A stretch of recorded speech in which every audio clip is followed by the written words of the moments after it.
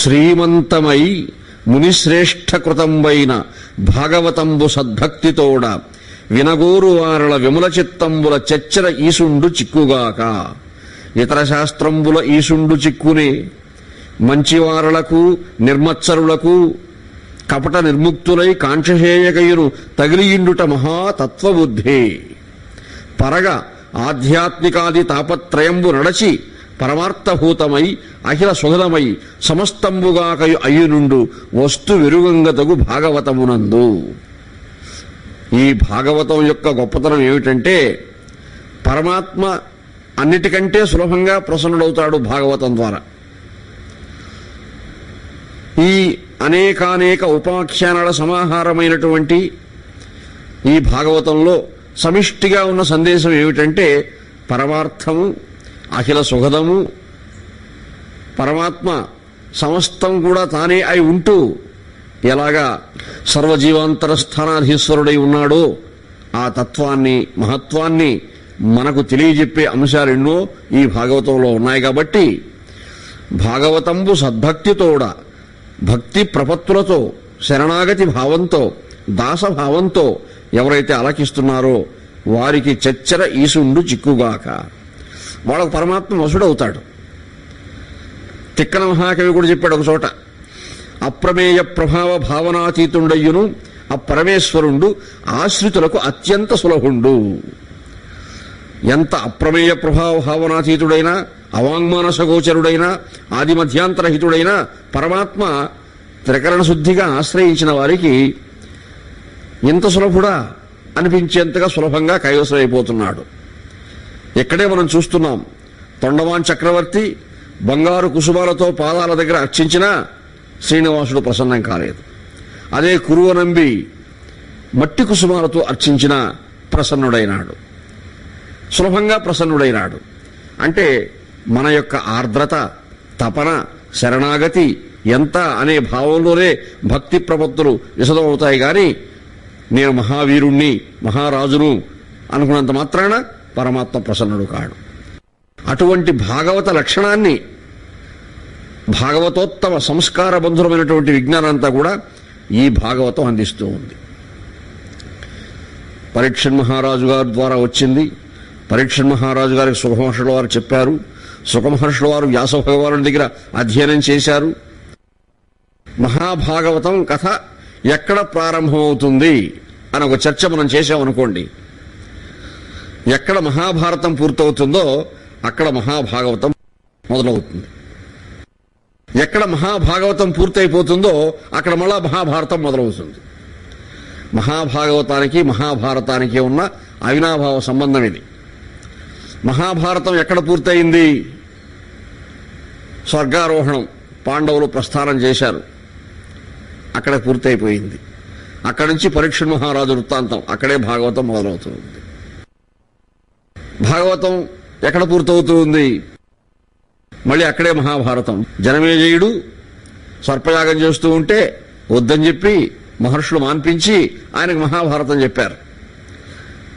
అక్కడికి భాగవతం పూర్తయి భారతం ప్రారంభమవుతుంది.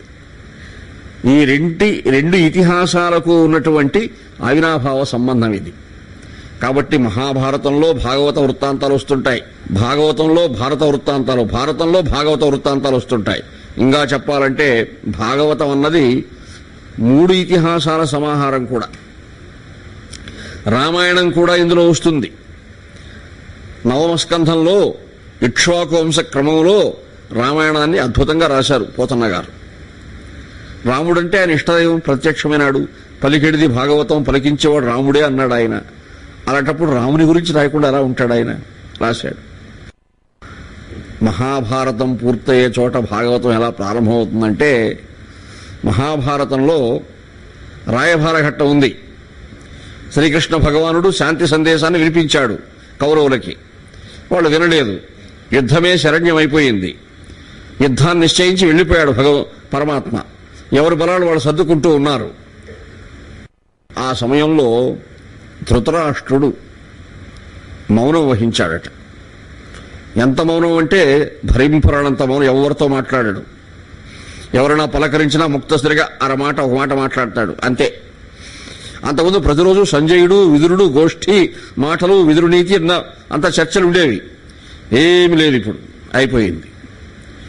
విదురుడు పట్టలేక అడిగాడట, అన్నా ఎందుకు ఈ భయంకర మౌనము? ఎలాగో యుద్ధం రాబోతూ ఉంది కాబట్టి మీ కుమారుడు ఎలాగూ యుద్ధంలో మరణిస్తారని ఇప్పటి నుంచే భయం పట్టుకుందా మీకు? లేకపోతే ఈ మౌనం ఎందుకు? కారణం చెప్తారా నాకన్నాడు. అప్పుడు ధృతరాష్ట్రుడు, తమ్ముడు నీకు చెప్పొచ్చు కారణం. నువ్వు చెప్పినట్టుగా కుమారుడు యుద్ధంలో ఏమవుతారో అనేది మాత్రం కారణం కాదు. వాళ్ళ విధి వ్రాత, వాళ్ళు ఎలా ఉంటే అలా, కానీ నేను పట్టించుకోలేదు. నేను మౌనంగా ఉండటానికి ప్రధాన కారణం ఏమిటంటే,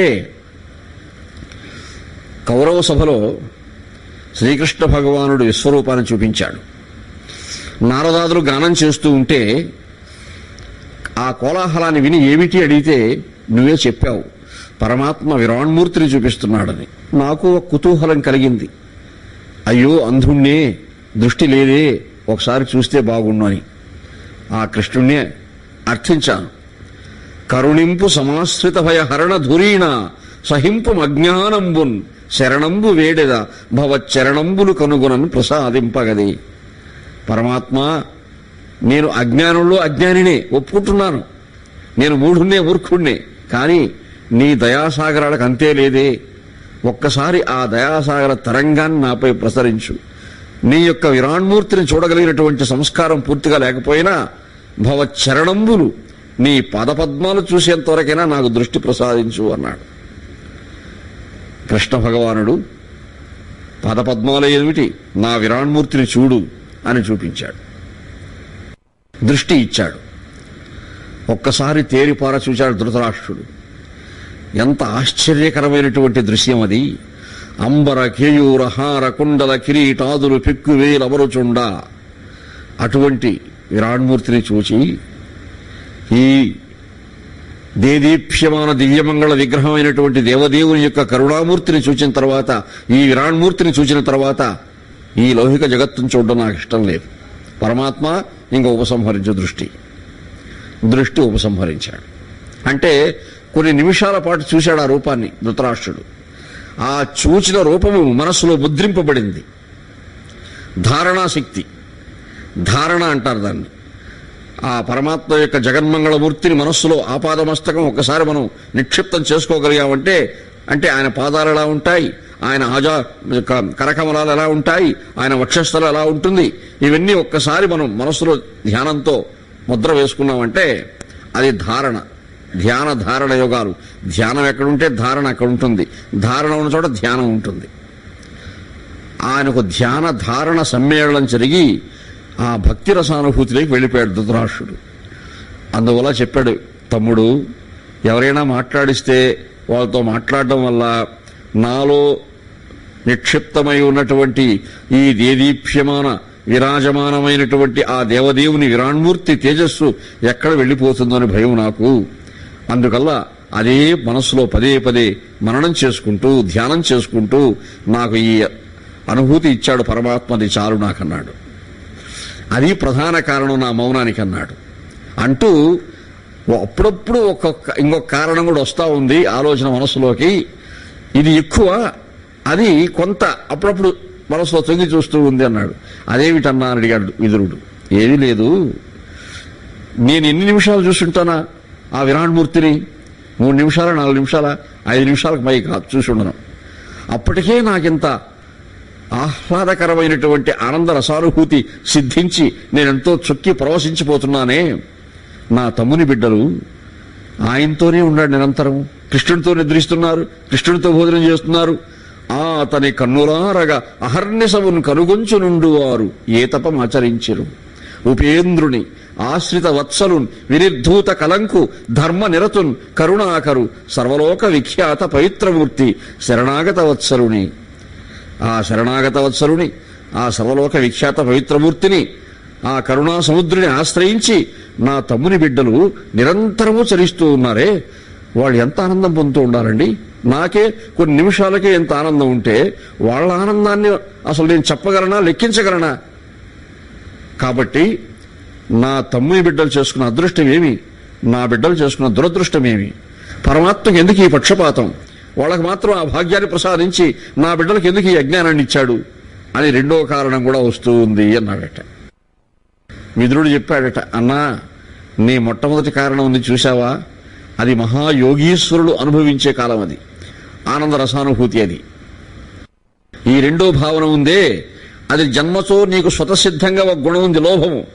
ఎదుటివాడుకుందే మాకు లేదే, ఎదుటివాడుకుందే మాకు లేదే. అది రెండో ఆ లోభం చేత వచ్చినటువంటి ఆలోచనది. అది ముందు తుడిచేయి, అది అజ్ఞానము, మంచిది కాదన్నా. పాండవులు సర్వకాల సర్వావస్థలలో కృష్ణుని పాదపద్మాలు నమ్ముకున్నారు. నీ బిడ్డలు ఆయన బంధించాలని ప్రయత్నం చేశారు ఇక్కడ వస్తే. కాబట్టి వాళ్లకు వీళ్లకు ఎంత తేడా ఉందో నువ్వే ఆలోచించు. నీ బిడ్డలు కూడా ఆశ్రయిస్తే ధన్యులవుతారు. ఆయన స్వయంగా వచ్చి శాంతి సందేశం చెప్పినా వినకుండా బంధించే ప్రయత్నం చేశారంటే ఎంత అజ్ఞానంలో ఉన్నారు వాళ్ళు. కాబట్టి ఆ రెండో భావన వదిలే, మొదటి భావన పెంపొందించుకో.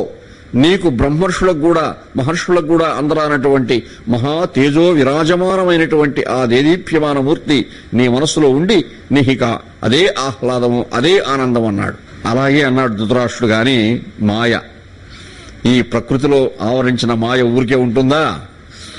మొదటి భావం వెళ్ళిపోయింది మనసులో నుంచి ఒక 2 రోజులకే. ఈ రెండోది వచ్చేసింది. వాళ్ళ అదృష్టమేమి మా దురదృష్టమేమి, ఏమిటిది, ఎందుకిది, ఇలాగెందుకు జరుగుతూ ఉంది? ఇది భావోద్రేకంతో ఆలోచించడం. ఇక యుద్ధం ప్రారంభమైపోయింది. యుద్ధంలో రోజు వీళ్ళు మరణిస్తున్నారు, వాళ్ళు మరణిస్తారంటే ఇదే ఎక్కువైపోయింది ధృతరాష్ట్రునికి. ఇంకా అవునా, మరి ఇట్లాగైపోయిందా, అట్లా అయిపోయిందా, అట్లా అయిపోయిందా అని ఆఖరకు 100 మంది మరణించారండి. అయ్యా మహారాజా, నీ కుమారుడు 100 మంది మరణించేశారు చెప్పేశాడు సంజయుడు. 100 మంది బిడ్డలు మరణించారనే వార్త వింటే ఏ తండ్రికైనా ఎలా ఉంటుంది? ఒక్కడైనా మిగలకూడదా అనే దుఃఖం కలుగుతుంది. ఆయనకు అది కలగల. తిరిగి అడిగిన ప్రశ్న ఏమిటంటే, ఆయన 5 మంది పాండవులకు ఏం కాలేదా, వాళ్ళు బాగున్నారా అని అడిగాడట. వాళ్ళు క్షేమంగా ఉన్నారండి అన్నాడు సంజయుడు. మళ్ళీ అంటే శరీరాలకు కూడా ఎక్కడ చిన్న గాయాలు కూడా తగలలేదా? ప్రమాదాలు కాదండి, గాయాలు కాదు, వాళ్ళ గోర్లు కూడా చెక్కు చెదరలేదు, అలా ఉన్నారు, సురక్షితంగా ఉన్నారు పాండవులు అంటాడు. అప్పుడు మళ్ళీ ధృతరాష్ట్రుడు అంటాడు, సంజయ చావరు, 500లో ఒక్కడూ చావలేదు, పైగా నవ్వరు, ఒకడికి దెబ్బ తగల్లా. ఏమిటిది? పాండవులు ఏ ఊరు అని నీవు చెప్పు ఈ పలుకులు, దుఃఖావేశకరములై చేతోవృత్తి దహింపజొచ్చే దుర్భర భంగిన్. 100 కుమారులు మరణించారనే బాధ కంటే అవతల వాడికి ఏమీ కాలేదేనే బాధ నన్ను ఎక్కువ పీడిస్తుంది సంజయ అంటాడు వాడు. అది జీవుని అవస్థ. చూశారా? ఈ విధంగా సంభాషణ చేస్తూ ఉండగా శ్రీకృష్ణ భగవానుడు ఆ మందిరంలో అడుగుపెట్టాడు. 5 మంది పాండవులతో అడుగుపెట్టాడు. మామా, నీ కుమారులు, మీ తమ్ముని కుమారుడు దిగ్విజయాన్ని సాధించారు. ధర్మరాజుకు ధౌమ్యాది మహర్షులు సుముహూర్తం నిశ్చయించారు పట్టాభిషేకానికి. మీ ఆశీస్సుల కోసం వచ్చారు మీ బిడ్డలు అన్నాడు.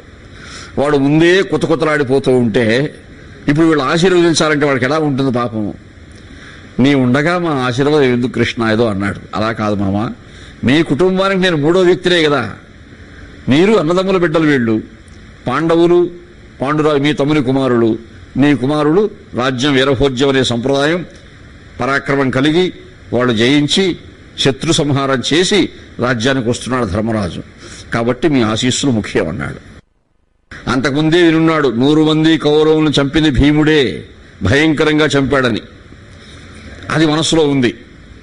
ధర్మరాజు కంటే ముందు భీముడిని ఆశీర్వదిస్తాను ఆయన, ఎంతో బలపరాక్రమాలు ప్రదర్శించాడట. ఇంతవరకు ఈ కురువంశంలో ఎవరూ ప్రదర్శించినంత బలపరాక్రమాలు చూపించాడంట ఆ బిడ్డ, భీముడిని ఆశీర్వదిస్తానన్నాడు. ఇంకా మంచిది మామ, రానాయన భీమారా, మీ పెదనాన్ని ఆశీర్వదిస్తున్నాడు పైకి. పాపం భీమునికి ఏం తెలియదు, పార్వశంతో ముందుకు వచ్చాడు, వెనక్క దోశాడు కృష్ణుడు, ఉక్కు భీముడిని ముందు దోశాడు. కౌగులించుకున్నాడు ధృతరాష్ట్రుడు. ఇప్పటికీ ఉంది పలుకుబడి ధృతరాష్ట్ర కౌగులి అని. కొంతమంది కౌగులించుకుంటూ ఉంటే భయం మనకు. కౌగులించుకొని నలిపేశాడు వాడిని, ముక్కలు ముక్కలైపోయింది ఆ ఉక్కు. తునాతునకలైనటువంటి అవి చేతిలో పట్టుకొని ధృతరాష్ట్రుడు, ఏమిరా 100 మందిని చంపినటువంటి కఠిన కర్కశమైనటువంటి నీ యొక్క తత్వం చేత రక్తం కూడా ఇంకిపోయిందా నీ శరీరంలో? రక్తమే తగలలేదే నాకు అంటాడు. అప్పుడు కృష్ణుడు, మామా 18 రోజులు యుద్ధంలో వాళ్ళని ఏ చిన్న గాయం కూడా తగలకుండా రక్షించుకొని తీసుకొచ్చిన వాడిని నీ కౌగిల్లో బంధించి వదిలేస్తానా ఎలా అనుకున్నావు నువ్వు అలాగా అన్నాడు. కాబట్టి ఇది ఉక్కు భీముడు, అసలు భీముడు బాగానే ఉన్నాడు, క్షేమంగా ఉన్నాడు అన్నాడు.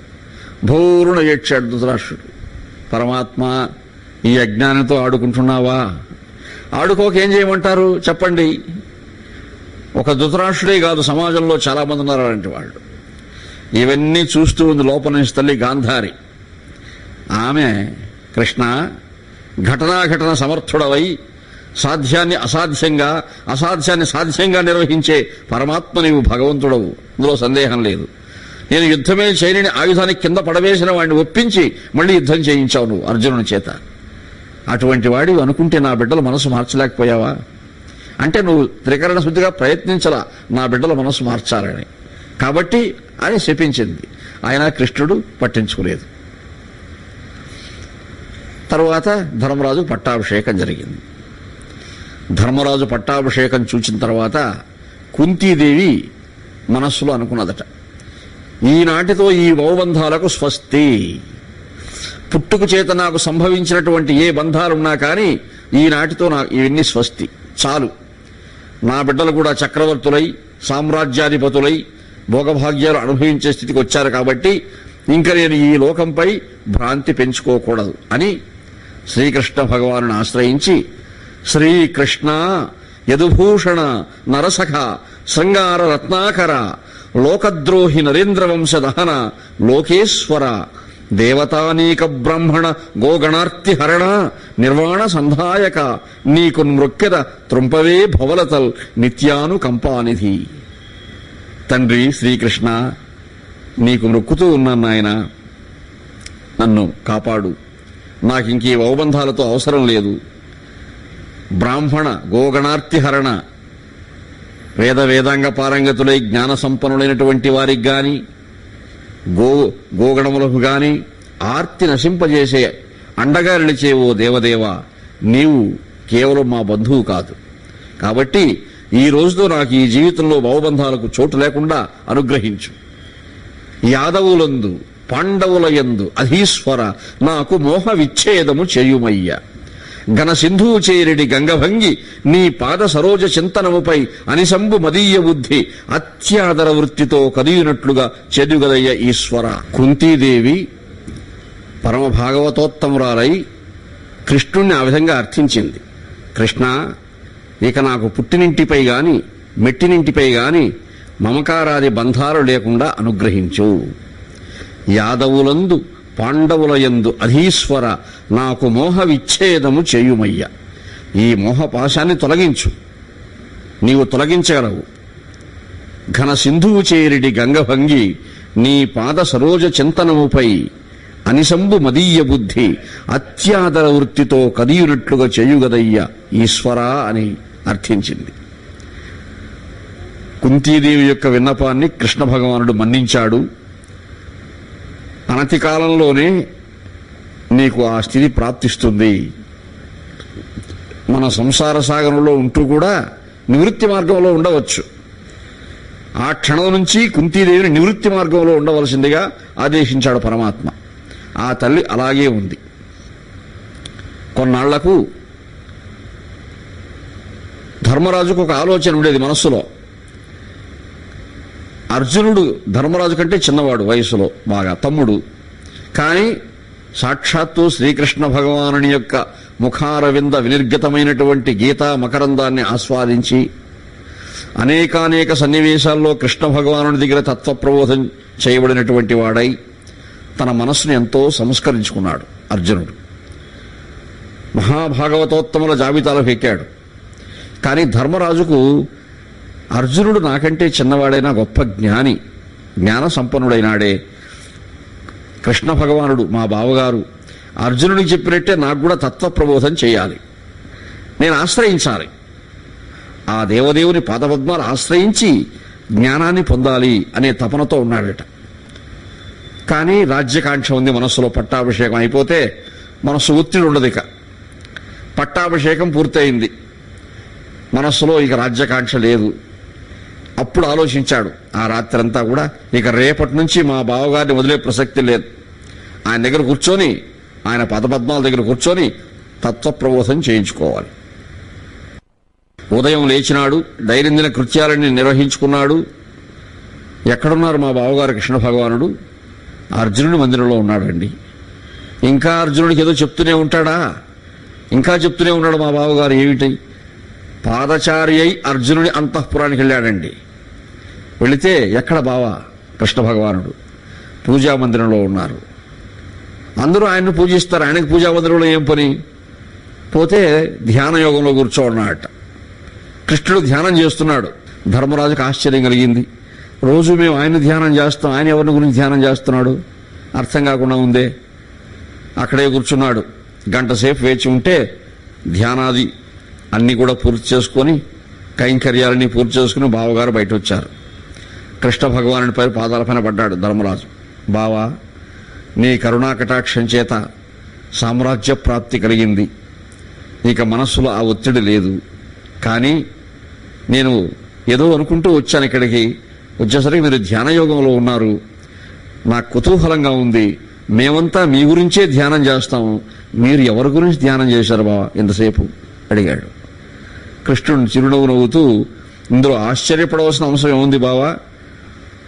భక్తులు భగవంతుని ధ్యానిస్తే భగవంతుడు భక్తుని ధ్యానిస్తాడు. కాబట్టి నా భక్తులు నేను ధ్యానిస్తూ ఉంటాను అన్నాడు. అలాగా? అంటే మీ భక్తులందరినీ ఒకసారి మీరు ధ్యానయోగంలో చూసి వారికి యోగక్షేమాలు ప్రసాదిస్తున్నారన్నమాట. అయితే నేను కూడా మీ భక్తుడినే కదా, మీ ధ్యానయోగంలో నేను గోచరించడం లేదా అన్నాడు.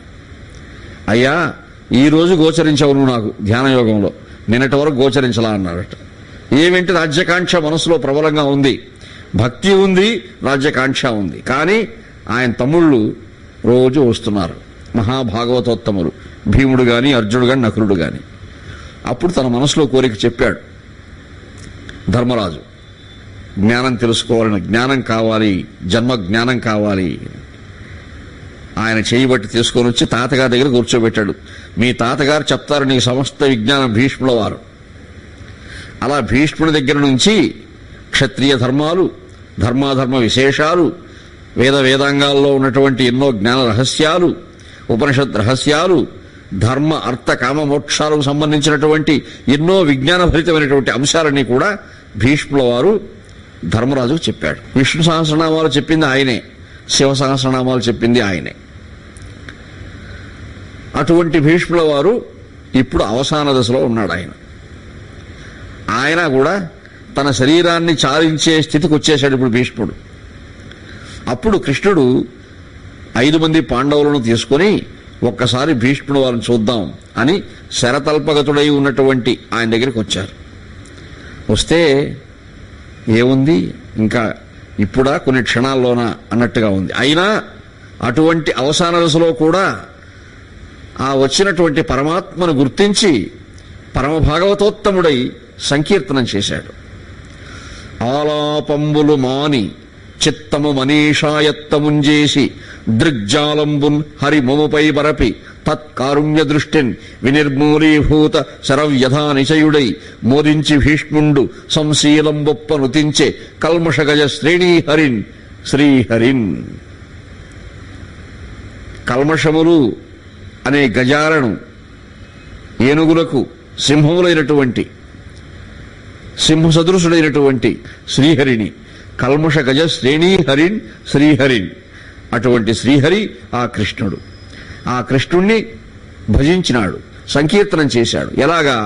ఆలాపంబులు మాని. తన హృదయంలో ఆయనకే కాదు జీవులందరికీ కూడా ఉంది ఆ అవస్థ. చాంచల్యభూయిష్టమైనటువంటి మనస్సు మనది. ఎన్నో చాంచల్యభూయిష్టమైన ఆలోచనలు వస్తూ ఉంటాయి ప్రవాహంగా. మంచి ఆలోచనలు రావడం కష్టం, చెడ్డ ఆలోచనలు సులభంగా వచ్చేస్తుంటాయి. అవే ఆలాపములు అంటే. మనస్సుకు కూడా అటువంటి ఆలాపించే లక్షణం ఏదో అవన్నీ మాని చాంచల్యభూయిష్టమైనటువంటి మానసిక ధోరణి త్యజించి చిత్తము మనీషాయత్తముంజేసి తన హృదయాన్ని కేవలం పరమాత్మకు అంకితం చేసినటువంటి ఏకాగ్రతాబంధురమైనటువంటి ఒకరొక ప్రవృత్తి స్థితిలో నిలిపి ఇతరేతరమైనటువంటి ఏ భావన లేకుండా దృగ్జాలంబున్ హరిమముపై బరపి తన సమస్త దృష్టిని అంతా కూడా శరీరములలో అంగాంగములలో ఉన్న శక్తినంతా కూడా కన్నులోకి తెచ్చుకున్నాడు. ఆ కన్నుల్లో శక్తినంతా కూడా కృష్ణ ముఖార విందంపై నిలిపాడు. నిలిపినందువల్ల యుద్ధంలో తన గాయాలు తగిలున్నాయి. ఆ నొప్పులు ఏమీ లేవు ఇప్పుడు. కారణం కృష్ణ భగవానుని యొక్క దృష్టి ప్రసరించింది కాబట్టి. తత్కారుణ్య దృష్టిన్ వినిర్మూలీభూత శరవ్యధా నిచయుడై మోదించి భీష్ముండు సంశీలంబొప్ప నుతించే కల్మషగజ శ్రీహరిన్. ఆ శ్రీహరిని ప్రార్థన చేశాడు. ఏం చేశాడు? ఆయనకు తనకు జీవితంలో కొన్ని సన్నివేశాలు ముడిపడి ఉన్నాయి. ఆయన భీష్ముడు మహాయోధుడు, మహావీరుడు, జగదేక వీరుడు. చెప్పాలంటే ఆయన ఎదురు పరశురామునంతటి వాడే యుద్ధంలో ఆయన ఏమీ చేయలేకపోయాడు. అటువంటి వాడు కూడా శ్రీకృష్ణ భగవానుని యొక్క సంకల్పానికి తల వంచి 10 రోజుల తర్వాత యుద్ధం చేయలేకపోయాడు. ధర్మము అధర్మం సంఘర్షణ కాబట్టి, అధర్మం వైపు చేరాడు కాబట్టి ఆయన ఎంత బలపరాక్రమాలు కలిగిన వాడని నిలవలేదు. అది తెలుసు ఆయనకి. యుద్ధంలో ఎదురైనటువంటి సన్నివేశాలు, ఆ పరమాత్మనే ఎదిరించవలసి వచ్చింది నా జీవితంలో, ఆయనకి ఎదురు నడిచాను కదా యుద్ధరంగంలో నేను అని ఆ దృశ్యాలు తలుచుకుంటున్నాడు. ఒకానొక దశలో 18 రోజుల యుద్ధంలో మొదటి 1-2 రోజులు ఉధృతంగా జరిగింది యుద్ధం. పాండవ సైన్యానికి ఏమాత్రం గెలుపని ఆశ లేదు. మొదటి రోజు యుద్ధం పూర్తయ్యేసరికి సాయంత్రానికి వచ్చేసాడు ధర్మరాజు కృష్ణుడి దగ్గరికి. బావా, ఈ యుద్ధంలో గెలుస్తాననే ఆలోచన నాకున్నట్టు కనపడలేదు. నరపతుల నెల్ల భీష్మునికి ఎరగా ఒప్పింపజాల ఈ నడవులకు మరళం పోయేదా, అక్కడ తిరిగేద కూరాకు కోసి తినేదా అనగా, అడవుల్లో కూరాకులు తినడే ఆనందంగా ఉంది కానీ నాకు ఎందుకు ఈ యుద్ధం తెచ్చుకున్నానా? నా పక్షం వహించిన రాజులందరినీ కూడా మా తాతగారికి నేను బలివ్వాల్సిందే. అంత విజృంభిస్తున్నాడు ఆ తాత అన్నాడు. ఒక్కరోజుకే ఇలా అయిపోతే ఎలా బావా? అలా అనుకోవద్దు, ఎప్పుడు అలాగే ఉండదు, ప్రశాంతంగా ఉండుని ధైర్యం చెప్పి పంపించాడు కృష్ణుడు. నేను బలివ్వాల్సిందే. అంత విజృంభిస్తున్నాడు ఆ తాత అన్నాడు. ఒక్కరోజుకే ఇలా అయిపోతే ఎలా బావా? అలా అనుకోవద్దు, ఎప్పుడు అలాగే ఉండదు, ప్రశాంతంగా ఉండుని ధైర్యం చెప్పి పంపించాడు కృష్ణుడు. 2వ రోజు ఇంచుమించు అదే పరిస్థితి. 3వ రోజు కృష్ణుడు చూచినాడు, పాండవ బలంలో ఆత్మస్థైర్యం సన్నగిల్లే అవకాశం కనిపిస్తా ఉంది. తాను ఏ పక్షం వహించాడో ధర్మపక్షం, ఆ పక్షం ఆత్మస్థైర్యం సన్నగిల్లడానికి వీలు లేదు. అటువంటి సంకల్పాన్ని మనసులో నింపుకున్నాడు. ఒక్కసారిగా ప్రతిజ్ఞ మాట మరిచాడు. ఏమని? ఆయుధమున్ ధరింపను అనికగ్గముగా ఒక ప్రక్క ఊరకే సాయము చేయువాడా అన్నాడు. గాని అక్కడేం చేశాడు? చక్రం ధరించి కింద దిగాడు. గంగానందను గోల్చి ద్రోణుపని సక్కంజేసి కౌరవ్య వీరాంగంబుల్ దునుమాడి తత్ప్రబల సైన్యం వెల్ల మాయించి ఇత్తుంగౌంతేయుల కిమ్మహీవలయమున్ దుర్దాంత చంచధ్వజా సంగ స్ఫూర్జిత చక్ర విక్రమ కళా సంక్రీడనోన్మాదినై అంటూ దిగాడు. దిగితే అర్జునుడు వచ్చి, బావా మీకు ఇది వలదు, మీకు మంచిది కాదు, రండి మేము ఉన్నాం, మాకు ఆత్మశక్తి ప్రసాదించండి, మేము యుద్ధం చేస్తాం, మీరు వెనక్కి రండి అర్థించాడు. ఆ దృశ్యం గుర్తొచ్చింది భీష్మునికి. సంకీర్తనం చేశాడు. అదే ఏకాగ్రతా దృష్టితో ఆయన ప్రాణాలు పరిత్యజించాడు. ధర్మరాజు ఆ ఉత్తర క్రియలు నిర్వహించి వస్తూ ఉండగా భీష్ముని యొక్క నిర్యాణం వరకు కూడా ఇంకా ఈ ధృతరాష్ట్రుడు ఉన్నాడే. సరైన సమయంలో నా బిడ్డలకు మంచి బుద్ధి చెప్పుంటే ఎన్ని కష్టాలు మాకు వచ్చేవి కావు. కాబట్టి పరమాత్మ, నేను కూడా ఇక నివృత్తి మార్గంలోకి వెళ్ళిపోతున్నాను అని హిమాలయాలకు వెళ్ళడానికి ఆ అనుజ్ఞ అడిగాడు. ధర్మరాజు ఒప్పుకోలేదు. అందరూ మహర్షులు చెప్పారు ఆయన సమయం అలా ఉంది. ఎందుకంటే ధృతరాష్ట్రునికి మనస్సులో ఆలోచన రావడానికి కారణం ప్రధానంగా భీముడు. ఎందుకంటే భీముడు ఆ ఉక్కు భీముడిని నలిపేసినప్పటి నుంచి అసలు 100 మంది శత్రువులు కాదు మనకు, వీడు అసలు శత్రువు అనుకున్నాడు భీముడు. నిజమైన శత్రువు వీడు ఉన్నంత వరకు మనకు మనశ్శాంతి లేదు అని. కానీ అన్నగారు గొప్పగా ఆరాధిస్తారు, పెదనాన్నగారని. ధర్మరాజు గారిని చూసి ఇంకేం అనకూడదు. ధర్మరాజు ముఖప్రీతి కోసం తాను కూడా పొగడాలి పెదనాయన్ని. అన్నగారు ఉన్నప్పుడు ఏమనడు. అన్నగారు దూరంగా పోయినప్పుడు బాగా తిడతాడు. ఈ భీముని మాటలు సహించలేక ఇంకా ఆయన హిమాలయాలకు వెళ్ళాలనుకున్నాడు. కుంతీదేవి కూడా ఆయనతో వెళ్ళిపోయింది, గాంధారి వెళ్ళిపోయింది. అలా కుంతీదేవికి మోక్ష సామ్రాజ్యాన్ని అనుగ్రహించి భీష్మునికి మోక్ష సామ్రాజ్యాన్ని అనుగ్రహించి ఇక ఈ అశ్వత్థామ చేసినటువంటి దుర్మార్గం చేత ఉపపాండవులను సంహరించాడు. ఆయన అపాండవం చేస్తాడని ప్రతిజ్ఞ చేశాడు. కానీ కృష్ణ భగవానుడు ఆ సమయంలో గర్భవతిగా ఉన్నటువంటి ఉత్తరా గర్భాన్ని రక్షించి ఆ బిడ్డకు ప్రాణం పోశాడు. తన సేవారతి చింతగాని పరచింత లేశమున్ లేని సజ్జనుడన్ పాండు తనూజులన్ మనుచు వాత్సల్యముతో ద్రోణనందను బ్రహ్మాస్త్రము అడ్డపెట్టవనిచన్ దైత్యారి సర్వార్థ సాధన నిర్వక్రము పాలితాఖిల సుదందశ్చక్రమున్ తన చక్ర ప్రయోగం చేత ఆ అశ్వత్థామ యొక్క బ్రహ్మశిరోనామకాస్త్రం అగ్నిబాణం యొక్క తీవ్రత్వాన్ని నశింపజేసి ఆ గర్భాన్ని రక్షించాడు. సకల ప్రాణి హృదంతరాళముల భాస్వజ్యోతి అయ్యుండు సూక్ష్మకలుండు అచ్యుతుడు అయ్యడన్ విరటజా గర్భంబు తా చక్రహస్తకుడై వైష్ణవమాయగప్పి కురుసంతానార్థి అయి అడ్డమై ప్రకటస్ఫూర్తి అడంచే ద్రోణతరయ బ్రహ్మాస్త్రములీలతో ఆ ద్రోణతరయుడైనటువంటి అశ్వత్థామ యొక్క అగ్నిబాణం యొక్క శక్తిని నిర్వీర్యం చేసేశాడు. ఎంత నిర్వీర్యం చేసినా ఆ తల్లి 9 మాసాలు పూర్తి చేసుకొని ఇంకా ప్రసవించబోతూ ఉంది. అప్పుడు గర్భవేదన ఎక్కువైంది. చిచ్చు గర్భంలో అంతో ఎంతో ఆ అగ్నిబాణ ప్రభావం చేత చిచ్చు ఉన్నది. బిడ్డ సజీవుడై ఉన్నాడు, బిడ్డ క్షేమంగా ఉన్నాడు, కానీ ఆ చిచ్చు ఉంది. ఆ చిచ్చు అడ్డుపడుతుంది ప్రసవం కానికుండా. ఆ బిడ్డ భూమిలోకి రావాలి. అప్పుడు జరిగిన గమ్మత్తు ఏమిటంటే, ఉత్తరాదేవి గర్భంగా ఉండగా ప్రతిరోజు ధౌమ్యాది మహర్షులు వెళ్ళి ఆ తల్లి దగ్గర కూర్చొని వేదాలు, పురాణాలు, ఉపనిషత్తులు ఇవన్నీ వినిపిస్తున్నారు ఆ తల్లికి. ఆ తల్లి వింటూ ఉంది. ఒక్కోసారి వింటూ నిద్రపోతుంది, కానీ కడుపులో బిడ్డ మాత్రం వింటూ ఉన్నాడట జాగ్రత్తగా. ఒక తల్లి మాత్రం వినడమే కాదు, బిడ్డ కూడా బిడ్డకు వినికిడి జ్ఞానం బాగా ఉన్నది. అప్పుడు ఆ బిడ్డ, ఇటీవల చాలామంది మహర్షులు వచ్చి మా తల్లికి బోధిస్తున్నారే, పరమాత్మ ఆపన్నకాలంలో కాపాడుతాడని, రక్షిస్తాడని, ఆశ్రయించినటువంటి దాసుల యొక్క కష్టాలన్నీ కూడా నశింపజేస్తాడని ఆ పరమాత్మ యొక్క గుణనామ సంకీర్తన మహర్షులు చేస్తున్నారు కదా రోజు వచ్చి మా తల్లిగారి దగ్గర.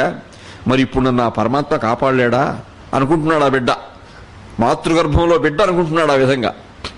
కుయ్యిడ శక్తి లేదు ఉదరగోళములో పరనున్నవాడ దిక్కెయ్యది తాననాథనని ఎప్పుడు తల్లి గణింపవిందు నేడి యుషువహ్ని వాయుటకు ఎయ్యది మార్గము నన్నుగావ ఏ అయ్యగలండు గర్భజనితాపద ఎవ్వడిరుంగు దైవమా. ఓ దేవదేవా, ఈ చిచ్చు ఆర్పలేవా? నా తల్లి యొక్క శోకాన్ని నశింపచేయలేవా? నేను కుయ్యిడ శక్తి లేదు, నిన్ను గట్టిగా మొరపెట్టుకోలేకపోతున్నాను. ఎందరో భాగవతోత్తములు గట్టిగా మొరపెట్టి నిన్ను కీర్తించారని విన్నాను, కానీ నేను అంతని గట్టిగా మొరపెట్టుకోలేను. అయినా అర్థిస్తూ ఉన్నాను, నా ఆర్తిని హరించు అంటూ రాడా చూడ సమస్త భూతములలో రాజుల్లు వాడిచ్చటం లేడా పారుని చిచ్చరంబు దొలగన్ లీలాగతింద్రోచి నా కీడా నేడభయప్రదానము అతడు ఊహింపన్ నతత్రాతమున్ కాడా ఎందర కావడు ఈ ఎడల మత్కర్మంబు తానెట్టిదు. ధౌమ్యాది మహర్షులు రోజూ చెప్తున్నటువంటి వృత్తాంతాల బట్టి చూస్తే ఇది వరకు పరమాత్మ ఎందరినో కటాక్షించాడు, ఎందరో పాపాత్మను కూడా కటాక్షించాడు, దీనుల్ని కాపాడాడు. మరి నన్ను కాపాడడా? మరి నా కర్మఫలం ఎలా ఉందో? ఆ భగవంతుని చేత రక్షింపబడాలంటే కూడా ఒక కర్మఫలం ఉండాలి కదా, అది నాకు ఉందో లేదో అని ఇన్ని విధాలుగా బిడ్డ పరిపరి విధాల తలపోసి సంకీర్తనం చేస్తున్నాడు పరమాత్మను. ఉపనిషత్తు ఏం చెప్తుందంటే, ప్రతి హృదయంలోనూ ఆయా జీవుని యొక్క అంగుష్ఠమాత్ర శరీరుడై హృత్పద్మాసనాసీనుడై విష్ణుదేవుడున్నాడు. అంగుష్ఠమాత్ర పురుష అంతరాత్మ ప్రస్థిత, అంతరాత్మలో ఉన్నాడు. ఆ అంతరాత్మలో ఉండే స్వామి ఆయనకు ప్రత్యక్షమైనాడు. అప్పుడు అక్కడ మాతృగర్భంలో భగవత్ సాక్షాత్కారం పొందిన భాగవతోత్తముడు ఈ బిడ్డ.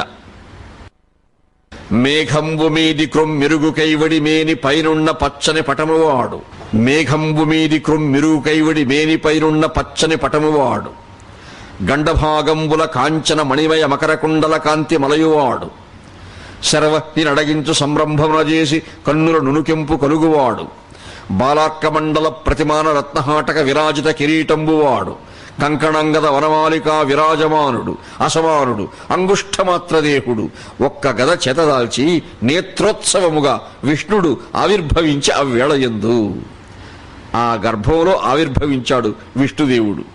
ఎలాగా? అంగుష్ఠమాత్రదేహుడై. అంగుష్ఠం అంటే బొటనవేలు అంతుంటాడంతే. ఆ బొటనవేలి అంత రూపంలో ఎలా ఉన్నాడంటే మేఘంబు మీది క్రొమ్మిరుగు, ఆ చిన్న మేఘము ముక్కలాగా ఉందా ఆ శరీరము, దానికి పట్టు పీతాంబరం కట్టుకో ఉన్నాడు. బొటనవేలంత ఉండే ఆకారానికి ఎంత వస్త్రం కావాలండి? మేఘంబు మీది క్రొమ్మిరుగు కైవడి మేని పైనున్న పచ్చని పటమువాడు గండభాగంబుల కాంచన మణిమయ మకర కుండల కాంతి మలయువాడు. ఆయన చెవిరి ధరించిన కుండలాలు చెక్కిళ్లపైన మిరుక్కుని ప్రసరిస్తున్నాయట. ఆయన ఉండేదే బొట్టనవేలు ఎంతుంటే ఇంకా చెక్కిళ్ళు ఎంతుంటాయి, ఆ చెవులు ఎంతుంటాయి ఊహించుకోండి. కన్నుల్లో ఎరుపు కనిపిస్తూ ఉంది, ఈ చిచ్చు ఆర్పాలనే పట్టుదల కనిపిస్తూ ఉంది. కంకణంగద వనమాలిక విరాజమానుడు, ఒక చిన్న తులసిమాల ధరించి ఉన్నాడు.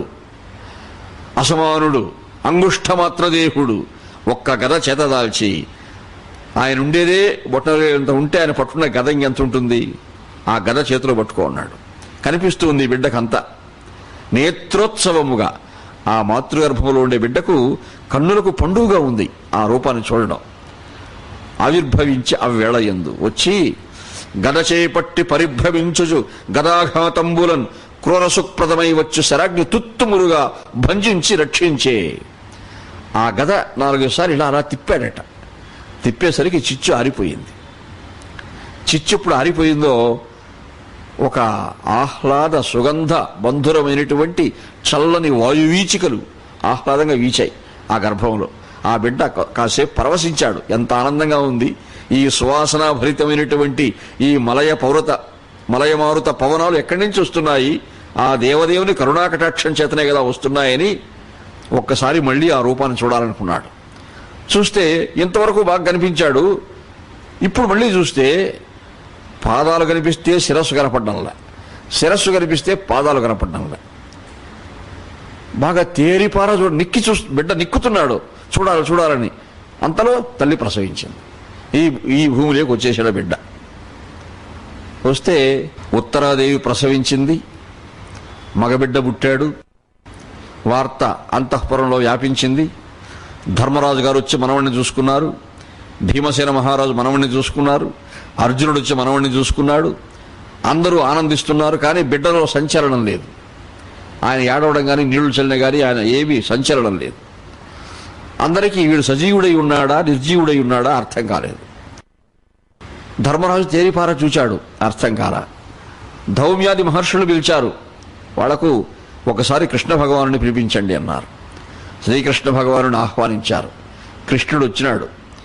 ఆ బిడ్డను పరుణ్ణి పెట్టుంటే చూచాడు, ఎంత ముచ్చటగా ఉన్నాడు ఈ బిడ్డ అని. కృష్ణుడు వచ్చినప్పుడు సంచలనం వచ్చింది ఆ బిడ్డలో. కృష్ణుని పాదాలు చూస్తాడు, తల చూస్తాడు, పాదాలు చూస్తాడు, తల చూస్తాడు. అంటే నేను మాతృగర్భంలో చూచినటువంటి ఆకార విశేషంలో ఉండే పోలికలు ఈ దివ్య రూపంలో ఉన్నాయి అని ఆ బిడ్డ గుర్తిస్తున్నాడు. గుర్తించి మాటిమాటికి పరీక్షించి ఆ పరమాత్మను ఆపాద మస్తకం చూస్తూ ఉన్నాడు. కాబట్టి అప్పుడే కృష్ణుడు తన చేతుల్లోకి ఎత్తుకొని వీడి పేరు పరీక్షిత్తు అన్నాడట. అంటే మాతృగర్భం నుంచి కూడా పరమాత్మను పరీక్షించి చూస్తూ వచ్చాడు. కాబట్టి ఆ బిడ్డ పేరు కృష్ణుడే నామకరణం చేశాడు. చేసి ధర్మరాజు గురించి చెప్పాడు, బావా నీకు ఉత్తరాధికారి వచ్చాడు. కురు సంతతికి పరీక్ష నరవరుణంకురముసేసి నారాయణుడు ఈ ధరణి రాజ్యమునకు ఈశ్వరుగా ధర్మజును నిలిపి సంతోషించన్. ధర్మరాజును చతుస్సముద్ర పరివేష్టిత భూమండలానికి చక్రవర్తినిగా నియమించి, ఎదిగో ధర్మరాజు తర్వాత మా ఉత్తరాధికారి వచ్చేశారు, యువరాజు, ఈయనే యువరాజు చెప్పేశాడు కృష్ణుడు. ఆనందించారు అందరూ. 3 మాసాలైంది బిడ్డకు. జాతకర్మ వేయిస్తున్నారు. ధౌమ్యాది మహర్షులు వచ్చారు. ఆ బిడ్డ జాతకం గణించి గుణించి చెప్తూ ఉంటే ఆశ్చర్యంగా విన్నాడు ధర్మరాజు. అయ్యా, ప్రకటిత దైవయోగమున పౌరవ సంతతి అంతరింపగా వికలతనందనీక ప్రభవిష్ణుడు విష్ణుడు అనుగ్రహించి శాపకు బ్రతికించగావున నృపాలక బాలకుడింక శాత్రవాంతకుడగు విష్ణురాతుడు అన ధాత్రి ప్రసిద్ధికి నిక్కు పూజ్యుడై. ధర్మరాజా, నీ పంట పండింది. నీకు ఉత్తరాధికారిగా వచ్చినటువంటి ఈ బిడ్డ శాత్రవాంతకుడు పుట్టుకతోనే, ఈయనకు శత్రువులు లేరు, ఎదిరించేవాళ్ళు లేరు. మీరు ఉన్నంతకాలం కౌరవులు మీకు శత్రువులు, కౌరవులకు మీరు శత్రువులు. కానీ ఈ బిడ్డను ఎదిరించే శత్రువే కనపడడం లేదు. అంత మహాపరాక్రమోపేతుడై రాజ్య పరిపాలన చేస్తాడు అని ఆయన క్షాత్రగుణాలన్నీ ప్రశంసించారు. అన్నీ విన్న తర్వాత ధర్మరాజు, మహర్షులారా, మీరు చెప్పే అంశాలు నాకు చాలా ఆనందం కలిగిస్తున్నాయి, మంచిదే. అయితే ఈ బిడ్డలో భాగవత లక్షణం ఉన్నదా? ఎన్ని భోగభాగ్యాలు కలిగినా, ఎన్ని సామ్రాజ్యాలు అంతఃపురాలు ఉన్నా అవన్నీ అశాశ్వతమని, దేవదేవుడైనటువంటి శ్రీకృష్ణ భగవానుని యొక్క పాదారవిందం యొక్క సేవ శాశ్వతమని నమ్మి కొలిచిన వాళ్ళం మేము. అటువంటి మా వారసుడైనటువంటి ఈ బిడ్డకు కూడా ఆ లక్షణం ఉన్నదా? ఓ పుణ్యాత్మకులార, నా పలుకు మీ రూహింపుడా మృక్యదన్. మా పెద్దల్ శృతకీర్తులై సదయులై మన్నారు రాజర్షులై. ఈ పిన్నాతడు వారి పోరిడి గదా ఎల్లప్పుడు మాధవ శ్రీ పాదాంబుజ భక్తియుక్తుడగుచున్ చిన్నందుని చూడరి. ఈ బిడ్డలో మాధవ శ్రీ పాదాంబుజ భక్తియుక్తి ఉన్నదా? ఆ దేవదేవుని పాదారవిందాలను ఆశ్రయించే సంస్కారం ఉన్నదా? అది ముఖ్యం మాకు అంటే మళ్ళీ ఎంత పరిశీలించారు. చాలా గొప్పగా ఉందండి. భాగవతులలో భాగవతుడి బిడ్డ భరించున్ ధరన్ రామభద్రుండు ఓలెన్, శ్రీరామచంద్రునిలాగా పరిపాలిస్తాడు. హరించున్ కలి ప్రేరితాఘంబులెల్లన్, కలిదోషాలని విధ్వంసనం చేస్తాడు. వరించున్ విశేషించి వైకుంఠ భక్తిని, మీకంటే విశేషమైనటువంటి భక్తి ప్రపత్తులు కలిగి ఆ వైకుంఠ నిలయుడైనటువంటి శ్రీమన్నారాయణుని పాదపద్మాలు ఆశ్రయించి ఆ దేవదేవుని మహత్వాన్ని తత్వాన్ని లోకంలో ప్రచారం చేయగలిగినటువంటి ఐతిహ్యాలు కూడా ఈ బిడ్డ వల్ల వ్యాప్తి పొందే అవకాశం కల్పిస్తూ ఉంది జాతకంలో అన్నారు. అది చాలు మాకు అని ఆనందించాడు. బిడ్డ పెద్దవాడయ్యాడు. కాలక్రమంలో ఈ అనంతకాలంలో ఏం జరుగుతుందో చెప్పలేం కదండి. ద్వాపరయుగం సమాప్తమైంది. శ్రీకృష్ణ భగవానుని అవతారం పూర్తయింది. కృష్ణ భగవానుడు అవతారం చాలించాడు అంటే ఇంకా మనకేం పని లోకంలో, ధర్మరాజు అనుకున్నాడు. అనుకొని వాళ్ళు కూడా స్వర్గారోహణ మహాప్రస్థానం చేస్తూ పరీక్షిత్తుకు పట్టం కట్టారు. పరీక్షిత్తుకు రాజ్యభారాన్ని అప్పగించి పాండవులు సెలవు తీసుకున్నారు. ఈ పరీక్షిత్తు చాలా ధర్మబంధురంగా రాజ్య పరిపాలన చేస్తూ బాగా ప్రజారంజకంగా పరిపాలన చేస్తూ, అంటే ద్వాపరయుగంలో చివరి చక్రవర్తి ధర్మరాజు, కలియుగ ప్రారంభంలో ప్రథమ చక్రవర్తి పరీక్షిత్ మహారాజు. చరిత్ర చూస్తే కూడా కొంతకాలం జరిగింది. ఈ పరీక్షిత్ మహారాజు గారికి వేటాడాలనే కోరిక కలిగింది. అరణ్యాలకు వెళ్ళి క్రూర మృగాలను వేటాడాలని వేటకు బయలుదేరాడు. మృగయులు మెచ్చ నరేంద్రుడు మృగరాజ పరాక్రమమున మెరసి హరించన్, మృగధర మండలమున గల మృగమొక్కటి దక్క సర్వ మృగముల నెల్లన్. చంద్రునిలో జింక ఉంటుందంటారు, అదొక్కటి తప్పించుకునేదేమో ఆ రోజు ఆయన దగ్గర. అది చంద్రమండలంలో ఉండిపోయింది కాబట్టి. ఇంకా ఏ అరణ్యంలోకి నీ వేటకెళ్ళాడో అక్కడ ఎన్నో మృగాలను వేటాడాడు. వేదండ పురాధీసుడు కోదండము చేతబట్టుకుని గహనములో వేదండాదుల ఒకనాడు ఏదండలవో అనేక యగచన్ బలిమిన్. ఎంత భయంకరమైనటువంటి అడవి ఏనుగులైనా పులులైనా సింహాలైనా అలవోహగా వేటాడుకుంటూ చొచ్చుకొని పోయాడు అరణ్యంలోకి. ఎండ వేడిమి డప్పి జరించింది. బలమంతా ఎక్కడో వెనక వెళ్ళిపోయారు. ఈయనే చొచ్చుకొని వెళ్ళిపోయాడు ఒకడే, ఏకాకిగా ఒకడే. నీళ్లు తాగాలనిపిస్తూ ఉంది. పక్కన సేవకులు ఎవరూ లేరు. ఈ శలయేళ్ళు ఏమీ కనిపించడంలా దగ్గరలో. ఆ ముని ఆశ్రమం లాగా ఏదో మిడుకు అంటూ ఒక దీపం కనిపిస్తూ ఉంది. అక్కడికి వెళ్ళాడు నీళ్లు ఇస్తారేమో అనేసి. వెళితే ఒక మహానుభావుడు ప్రశాంత తపోయోగంలో కూర్చోన్నాడు. మెలగుట చాలించి మీలిత నేత్రుడై, ఏమాత్రం ఆయనలో కదలిక లేదు. అర్ధనిమీలిత నేత్రాలతో ఉన్నాడు, అంటే పూర్తిగా ధ్యానయోగంలో నిమగ్నమైపోయాడు. శాంతుడై కూర్చుండి జడత లేక, ఎటువంటి చైతన్యం లేదు ఆయనలో. అంతు పొంతులేని అంధకారము దాటి నిండు వెలుగు కూడి ఉండు కథన. ధ్యానయోగంలో తురీయావస్థకు వెళ్ళిపోతే సర్వేంద్రియ స్తంభనం జరిగి ఈ బాహ్య ప్రపంచ స్మృతి అంతా కూడా త్యజింపబడి జీవుడు ఆ అంతరాత్మలో ఉన్నటువంటి వెలుగుతో తాను మమేకమైపోతాడు. ఆ స్థితిలో ఉన్నాడు ఈ మహర్షి. ఒక ఆయన, అయ్యా మాకు నీళ్లు కావాలన్నాడు. మహర్షి మాకు నీళ్లు తెచ్చిపెట్టండి అన్నాడు. మొదటిసారి అడిగాడు, రెండోసారి అడిగాడు, మూడోసారి అడిగాడు. ఆయనలో ఏమీ చలనం లేదు. మహారాజు గారికి కోపం వచ్చేసింది. లోకంలో ఒక సామెత ఉందండి, మహారాజుల దయ మాకుల నీడ ఒక ప్రక్క ఉండదట. ఎప్పుడు దయ చూపిస్తారో ఎప్పుడు ఆగ్రహిస్తారో చెప్పలేం. కాబట్టి మహారాజులతో జాగ్రత్తగా ఉండాలని. కన్నులు మూసి బ్రాహ్మణుడు గర్వముతోడు తనున్నవాడు. ఈ బ్రాహ్మణోత్తమునికి ఇంత గర్వమా? ఏదో కన్నులు మూసి తపస్సు చేస్తుంటున్నాడు కానీ నేను చెప్పిన మాటలు వినపడకుండా ఉంటాయి. నిజంగా ఇంత గట్టిగా చెప్తున్నాను కదా. చేసన్ననైన రమ్మనడు. కొంతమంది లోకంలో నిష్ఠాగరిష్ఠులు ఉంటారు, ధ్యానంలో మాట్లాడరు. గట్టిగా పలకరించామంటే మనకి ఏదైనా అవసరం గురించి చేత్తో సంజ్ఞ చేస్తారు, ఏదో చూసుకోవాలి. అలా సంజ్ఞనైనా చేయొచ్చు కదా. ఈయన చేసన్నలనైన రమ్మనడు, సారజలంబులు తెచ్చిపోయడు, ఏమన్నలైన చేయడు, సమగ్ర ఫలంబులు పెట్టడు, ఎంత సంపన్నత నొందినే తన తపశ్చరణ ప్రతిమా ప్రభావకు. మేము ఎప్పుడు ఈయన గురించి వెళ్ళేదే, ఇంత అఖండ తపస్సంపన్నుడా ఈయన, అంత తపోబల సంపన్నుడా అని కోపంతో తన కోపాన్ని ఎలా వ్యక్తీకరించాలో అర్థం కాక ఒక చచ్చినటువంటి సర్పశవాన్ని, పామును తీసుకొచ్చి ఆయన మెడలో అలంకరించి ఆ విధంగా తన కోపం తీసుకుని వెళ్ళిపోయాడు పరీక్షిత్.